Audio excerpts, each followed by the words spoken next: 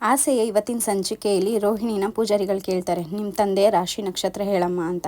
ಆಗ ರೋಹಿಣಿ ಸುಮ್ಮನೆ ನಿಂತಿರ್ತಾಳೆ. ಆಗ ಶಾಂತಿ ಹೇಳ್ತಾಳೆ, ಸಾವುಕಾರ ಸಿದ್ದೊಂದು ಹೆಸರು ಹೇಳಮ್ಮ ಅಂತ.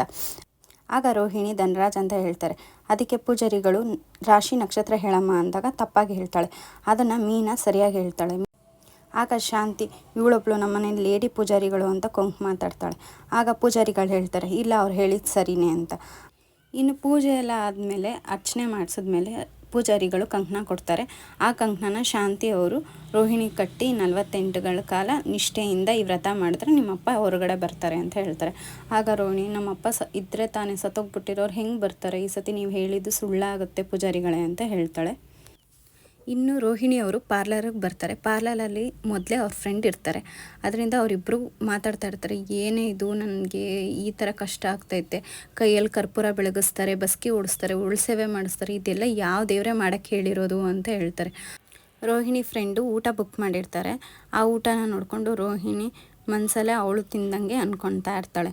ಇನ್ನು ಬೆಳಗ್ಗೆ ಆಗುತ್ತೆ. ಬೆಳಗ್ಗೆ ಎದ್ದು ರೋಹಿಣಿ ಮೈಕೈ ನೋವು ಅಂತ ಹೇಳ್ತಾ ಇರ್ತಾಳೆ. ಮನೋಜ, ನಾನು ಕಾಲು ಹೊತ್ಕೊಡ್ಲಾ ಅಂತ ಹೇಳ್ತಾನೆ. ಅಷ್ಟೊತ್ತಿಗೆ ಅಲ್ಲಿ ಶಾಂತಿ ಅವ್ರು ಬರ್ತಾರೆ. ಏನೋ ಮನೋಜ ನೀನು ಮಾಡ್ತಾ ಇರೋದು ಅಂತ ಬಂದು ಶಾಂತಿ ಮನೋಜ ಅವ್ರಿಗೆ ಬೈತಾರೆ. ಮನೋಜಂಗೆ ಬೈದು ಈಚೆ ಕಡೆ ಬರ್ತಾ ಇರಬೇಕಾದ್ರೆ ಅಲ್ಲೇ ಶ್ರುತಿ ಮತ್ತು ರವಿ ಇಬ್ಬರು ಹೋಟ್ಲಿಂದ ಏನೇನು ಬುಕ್ ಮಾಡಬೇಕು ಅಂತ ಯೋಚನೆ ಮಾಡ್ಕೊಂಡು ಬರ್ತಾ ಇರ್ತಾರೆ. ಆಗ ಮನೋಜ, ನನಗೂ ಏನಾರು ಬುಕ್ ಮಾಡ್ರು ಅಂತ ಹೇಳ್ತಾರೆ. ಆಗ ಶಾಂತಿ ಇದ್ದವರು, ಅಯ್ಯೋ ವ್ರತ ಮಾಡ್ತಿದ್ದೀವಲ್ಲ ಮ್ಯಾಮ್, ಹೋಟ್ಲಿಂದ ಏನು ಬುಕ್ ಮಾಡಬೇಡಿ ಅಂತ ಹೇಳ್ತಾರೆ.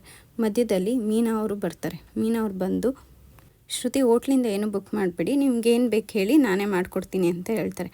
ಅದಕ್ಕೆ ಶ್ರುತಿ, ಏನು ಬೇಡ, ನೀವೇನು ಮಾಡ್ತೀರೋ ನಾನು ಅದನ್ನೇ ತಿಂತೀನಿ ಅಂತ ಹೇಳ್ತಾರೆ. ಅಷ್ಟೊತ್ತಿಗೆ ಅಲ್ಲಿ ಸೂರ್ಯ ಮತ್ತು ರಂಗನಾಥ್ ಅವರು ಬರ್ತಾರೆ.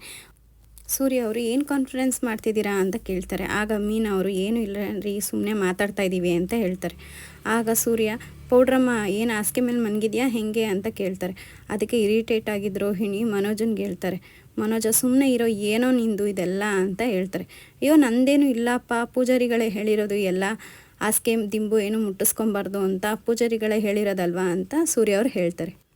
ಆಗ ಸೂರ್ಯ, ಸೋಂಪಪುಡಿ ಇದನ್ನೆಲ್ಲ ನೀನು ನೋಡ್ಕೊಂಡು ನಾಳೆ ದಿನ ನಿಮ್ಮಪ್ಪ ಜೈಲ್ ಪಾಲಾದರೆ ನಿನಗೂ ಬೇಕಾಗುತ್ತೆ ಅಂತ ಹೇಳ್ತಾರೆ. ಆಗ ಶ್ರುತಿ, ವಾಟ್ ಏನು, ನಮ್ಮಪ್ಪ ಯಾಕೆ ಜೈಲ್ ಪಾಲಾಗ್ತಾರೆ ಅಂತ ಹೇಳ್ತಾರೆ. ಆಗ ಮೀನಾ, ಸುಮ್ಮನೆ ಇರ್ರಿ ಅಂತ ಅಂದ್ಬಿಟ್ಟು, ಇಲ್ಲ ಶ್ರುತಿ, ನಿಮ್ಮಪ್ಪ ಏನು ಜೈಲ್ ಪಾಲಾಗಲ್ಲ, ಸುಮ್ಮನೆ ಇರು, ನೀನು ಇವ್ರ ಮಾತಿಗೆಲ್ಲ ತಲೆ ಕೆಡಿಸ್ಕೊಂಬೇಡ ಅಂತ ಹೇಳ್ತಾರೆ. ಇನ್ನು ರಂಗನಾಥ್ ಅವರು ಅಲ್ಲೇ ಇದ್ದು ಶಾಂತಿ ಅವ್ರಿಗೆ ಹೇಳ್ತಾರೆ, ಪಾಪ ರೋಹಿಣಿ ಬೆಳಗ್ಗೆಯಿಂದ ಏನೂ ತಿಂದಿಲ್ಲ, ಅವಳಿಗೆ ಏನಾರ ಮಾಡಿಕೊಡಿ ಅಂತ. ಆಗ ಶಾಂತಿ ಮೀನನ್ಗೆ ಹೇಳ್ತಾರೆ, ಹೋಗೆ ಏನಾರ ಇವಳಿಗೆ ಬಿಸಿ ಬಿಸಿಯಾಗಿ ರುಚಿಯಾಗಿ ಮಾಡಿಕೊಡು ಅಂತ. ಆಗ ಸೂರ್ಯ ಇದ್ದವರು ಹೇಳ್ತಾರೆ, ಯಾಕೆ ಸಕ್ರೆ ನಿಮ್ಮ ಬೀಗರು ಈಚೆ ಕಡೆ ಬರಬಾರ್ದಾ, ಜೈಲಲ್ಲೇ ಇರಬೇಕಾ, ಯಾಕೋ ಅಂತ ಶಾಂತಿ ಅಂತಾರೆ.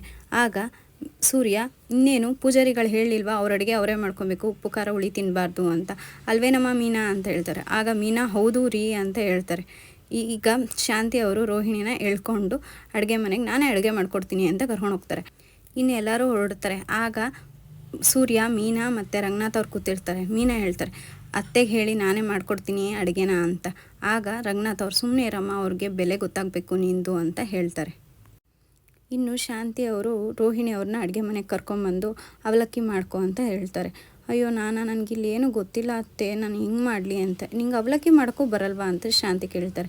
ಹಾಗಲ್ಲ, ಬರುತ್ತೆ, ಆದರೆ ಇಲ್ಲಿ ನನಗೆ ಯಾವ್ಯಾವ್ದು ಏನೇನಿದೆ ಅಂತ ಗೊತ್ತಿಲ್ಲ ಅಂತ ಹೇಳ್ತಾಳೆ. ಆಗ ಶಾಂತಿ, ಅದಕ್ಕೆ ನಾನು ಇಲ್ಲಿ ಬಂದಿರೋದು, ನಿನಗೆ ನಾಯಿ ಥರ ಎಲ್ಲ ಹೇಳ್ಕೊಡ್ತೀನಿ ಮಾಡು ಅಂತ ಹೇಳ್ತಾರೆ. ಆಗ ರೋಹಿಣಿ ಅಡುಗೆ ಮಾಡೋಕ್ಕೆ ಸ್ಟಾರ್ಟ್ ಮಾಡ್ತಾಳೆ. ಒಗ್ಗರಣೆ ಹಾಕೋಕ್ಕೆ ಅಂತ ಈರುಳ್ಳಿ ಎತ್ಕೊಳ್ತಾಳೆ. ಈರುಳ್ಳಿ ಎತ್ಕೊಂಡಾಗ ಶಾಂತಿ ಅದನ್ನು ಕಿತ್ತು ಕೈಲಿಟ್ಟು, ಏನು ಮಾಡಬೇಕು ಅಂದ್ಕೊಂಡಿದ್ಯೆ, ವ್ರತ ಭಂಗ ಮಾಡಬೇಕು ಅಂದ್ಕೊಂಡಿದ್ಯೇನೆ, ಈರುಳ್ಳಿನೇನಾರ ಹಾಕ್ತಾರೇನೆ ಅಂತ ಹೇಳ್ತಾರೆ. ಆಗ ಈರುಳ್ಳಿ ಹಾಕ್ಬೇಡ, ಬೇಕಾದರೆ ಎರಡೆರಡು ಮೆಣಸಿನ್ಕಾಯಿ ಹಾಕೋ ಅಂತ ಹೇಳ್ತಾರೆ. 2 ಮೆಣಸಿನ್ಕಾಯಿ ಹಾಕ್ಕೊಂಡು ರೋಹಿಣಿ ಅವರು ಅವಲಕ್ಕಿ ಮಾಡ್ಕೊಂಡು ತಿಂತಾರೆ. ಇಲ್ಲಿ ಮೀನಾ ಒಬ್ಬಳೇ ನಿಂತಿರ್ತಾಳೆ. ಅದನ್ನು ನೋಡಿದ ರಂಗನಾಥ್ ಅವ್ರು ಬಂದು, ಯಾಕಮ್ಮ ಹೀಗೆ ನಿಂತಿದ್ಯಾ, ರಂಗೋಲಿ ಹಾಕಲ್ವಾ ಅಂತ ಕೇಳ್ತಾರೆ. ಅದಕ್ಕೆ ಅತ್ತೆ ಹಾಕ್ಬೇಡ ಅಂತ ಹೇಳಿದ್ದಾರೆ ಅಂತ ಹೇಳ್ತಾರೆ. ಇಲ್ಲಿ ಶಾಂತಿ ಅವರು ರೋಹಿಣಿ ಕೈಲಿ ರಂಗೋಲಿ ಹಾಕ್ಸೋಕ್ಕೆ ಅಂತ ರೋಹಿಣಿನ ಕರ್ಕೊಂಬರೋಕ್ಕೆ ಅಂತ ಹೋಗ್ತಾ ಇದ್ದಾರೆ. ರೋಹಿಣಿ, ಯಾಕತ್ತೆ ನನ್ನ ಕೈಲಿ ಆಗಲ್ಲ ಅಂತ ಎಲ್ಲ ಹೇಳ್ತಿದ್ದಾಳೆ. ಆಗ ರಂಗೋಲಿನ ಹಾಕಬೇಕು ಬಾ ಅಂತ ಕರ್ಕೊಂಬರ್ತಾಳೆ. ನಾನಾ ಅಂತ ಹೇಳ್ತಾಳೆ. ಹೌದು, ನೀನೇ ರಂಗೋಲಿ ಹಾಕಬೇಕು ಅತ್ತೆ, ನಂಗೆ ರಂಗೋಲಿ ಎಲ್ಲ ಹಾಕೋಕ್ಕೆ ಬರಲ್ಲ ಅಂತ ಹೇಳ್ತಾಳೆ. ಅದೆಲ್ಲ ನನಗೆ ಗೊತ್ತಿಲ್ಲ, ನೀನೇ ಹಾಕಬೇಕು ರಂಗೋಲಿನ ಅಂತ ಅವಳಿಗೆ ಹೇಳ್ತಾಳೆ. ಆಗ ನಂಗೆ ರಂಗೋಲಿ ಹಾಕೋಕ್ಕೆ ಬರಲ್ಲ ಅತ್ತೆ ಅಂತ ಹೇಳ್ತಾಳೆ. ಸೂರ್ಯ, ಅಯ್ಯೋ ಇವತ್ತು ನಾನು ಹೋದಂಗೆ ಬಿಡಪ್ಪ ಅಂತ ಅಂತಾಳೆ. ಆಗ ಮೀನಾ ನಾನೇ ರಂಗೋಲಿ ಹಾಕ್ತೀನಿ ಕೊಡಿ ಅಂತ ಹೇಳ್ತಾಳೆ. ಆಗ ರೋಹಿಣಿ ಕೊಡೋಕೆ ಹೋಗ್ತಾಳೆ. ಆಗ ಶಾಂತಿ ಬೈತಾರೆ, ಇಲ್ಲ ನೀನೇ ಹಾಕಬೇಕು ರಂಗೋಲಿನ ಅಂತ ಹೇಳ್ಬಿಟ್ಟು ಹೋಗು ರಂಗೋಲಿ ಹಾಕು ಅಂತ ಹೇಳ್ತಾರೆ. ನಂಗೆ ಹಾಕಕ್ಕೆ ಬರಲ್ಲ ಅತ್ತೆ ಅಂತ ಹೇಳ್ತಾರೆ. ರಂಗನಾಥ್ ಅವರು ಹಿಂಗೋ ಒಂದೆರಡು ಹೇಳೆ ಸುಮಾರಾಗಾದರೂ ಹಾಕಮ್ಮ ಅಂತ ಹೇಳ್ತಾರೆ. ಸರಿ ಅಂತ ರೋಹಿಣಿ ರಂಗೋಲಿ ಹಾಕಕ್ಕೆ ಸ್ಟಾರ್ಟ್ ಮಾಡ್ತಾಳೆ. ರೋಹಿಣಿ ರಂಗೋಲಿ ಹಾಕ್ತಿರೋದು ನೋಡ್ಬಿಟ್ಟು ಮನೆ ಮಂದಿ ಎಲ್ಲ ಮುಖ ನೋಡ್ಕೊತಾ ಇರ್ತಾರೆ. ಆಗ ರಂಗನಾಥ್ ಮತ್ತು ಸೂರ್ಯ ಇಬ್ಬರು ನೋಡ್ತಾ ಇರ್ತಾರೆ. ರಂಗನಾಥ್ ಅವ್ರು ಹೇಳ್ತಾರೆ, ಏನೇ ಇದು ನಿನ್ನ ಸೊಸೆ ರಂಗೋಲಿ ಹಾಕು ಅಂದರೆ ಸಂಡಿಗೆ ಹಾಕ್ತಿದ್ದಾಳಲೆ ಅಂತ ಹೇಳ್ತಾರೆ. ಎಲ್ಲರೂ ಅವಳನ್ನೇ ನೋಡ್ತಾ ಇರ್ತಾರೆ. ರಂಗೋಲಿ ಹಾಕೋಕ್ಕೂ ಬರಲ್ವಲೆ ಅಂತ ಹೇಳ್ತಾ ಇರ್ತಾರೆ. ಆಗ ಮನೋಜನು ನಾನು ರಂಗೋಲಿ ಹಾಕ್ತೀನಿ ಅಂತ ಜಾಯ್ನ್ ಆಗ್ತಾರೆ. ಇಬ್ಬರು ಸೇರಿಕೊಂಡು ರಂಗೋಲಿ ಹಾಕ್ತಾರೆ. ರಂಗೋಲಿ ಹಾಕಿದ್ಮೇಲೆ ಸೂರ್ಯ ಅಲ್ಲಿಂದ ಹೊರಡ್ತಾರೆ. ಇನ್ನು ರಂಗೋಲಿ ನೋಡಿ ರಂಗನಾಥ್ ಅವರು ಶಾಂತಿನ ನೋಡಿ ಸೂಪರ್ ಅಂತ ಅಂದ್ಬಿಟ್ಟು ಇವತ್ತಿನ ಸಂಚಿಕೆ ಇಲ್ಲೇ ಎಂಡ್ ಆಗುತ್ತೆ. ಇನ್ನು ನಾಳೆ ಸಂಚಿಕೆಯಲ್ಲಿ ಛಾಯಾ ಮತ್ತು ರೋಹಿಣಿ ಎದುರು ಬದುರು ಆಗ್ತಾರೆ. ಇದೇ ರೀತಿ ಎಲ್ಲ ಲೇಟೆಸ್ಟ್ ಅಪ್ಡೇಟ್ಸ್ಗಳು ಆಸೆ ಸೀರಿಯಲ್ದು ಎಲ್ಲ ಸೀರಿಯಲ್ದು ಬೇಕು ಅಂದರೆ ನನ್ನ ಚಾನಲ್ ಸಬ್ಸ್ಕ್ರೈಬ್ ಮಾಡ್ಕೊಳ್ಳಿ. Bye friends, have a nice day.